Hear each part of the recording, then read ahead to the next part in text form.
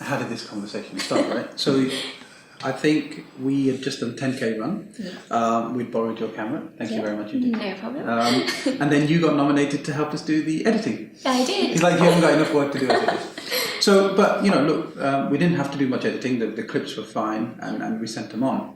But I think I asked you a question around, hey, we're doing some work, and we're really trying to figure out what we're going to talk about online. You know, we've been doing our thing for nearly 2 years now. June this year will be 2 years.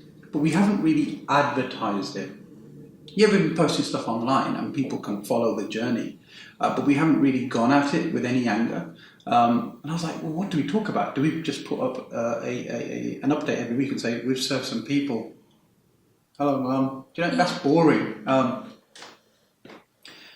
Plus, I don't think that's adding any value to anyone's lives. And this is where this conversation came up. It's like, you were like, Jag, well, what's your why? I said, what do you mean? I said, get zero hunger in it. You know, like, so, but why do you do it? I said, oh, because it gave me textbook answers. It's meaningful, it's purposeful, and I'm fine. Yeah, great. Can I have a star now? And I was like, no. Nope. I was like, what are you on about? I didn't realise we were actually, that was the start of therapy. It can be, yeah. And formally or informally, you were like, no, but Jan, what's your why? Why does zero hunger exist? I know what you do. I know how you do it. I know you serve Langar to in places where kids are suffering from malnutrition. Get it. How do you do it? Well, we enlist the help of civil guards on the ground and we serve fortified porridge daily across all the centres. Now we're 98% malnutrition free. Brilliant. Why do you do it? That's a good question. We do it because, I said, well, when we went to Malawi, hold on. When we were at Salt Lake City, it kept going back and we kept distilling that and it kept going deeper and deeper until we reached the reason why. I remember when we were in Salt Lake City and I said, you were there and you asked the question and that guy said it and I was like, what? You know, brilliant. A few months later, I'm watching Babaji making a speech at United Nations and Zero Hunger pops out. Then I searched Malawi.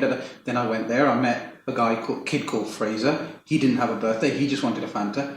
All the whys were there. Yeah. And that helped me no end.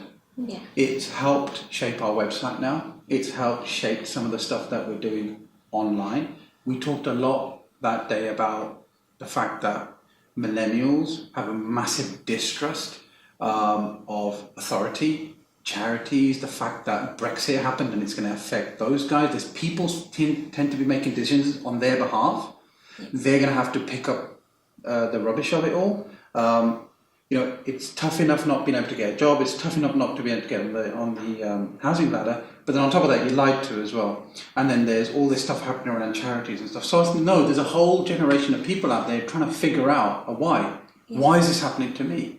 You know, so they're going to really, if we talk about our whys, people are really going to come on board with this, believe in our why, and then make our how and what happen naturally. So get it. Yeah. So as a piece of advice, I thought that was priceless. And when you told me it was therapy, I felt a bit ashamed. I was like, oh, we just had some therapy. Yeah. I went home that day, I said to Kindy, I said, yeah. She goes, how's your day? I said, yeah, I had therapy today. What? Do you know what I mean? It's a joke. But I think it's, honest to God, I'm saying it, it's one of the best things that's ever happened on the journey to food and freedom, to really drill down on our why. It's not that we'd forgotten about it, the answers were there. That's what I mean, everyone already knows. They know themselves, they know why they're doing what they're doing, they know what's driving them.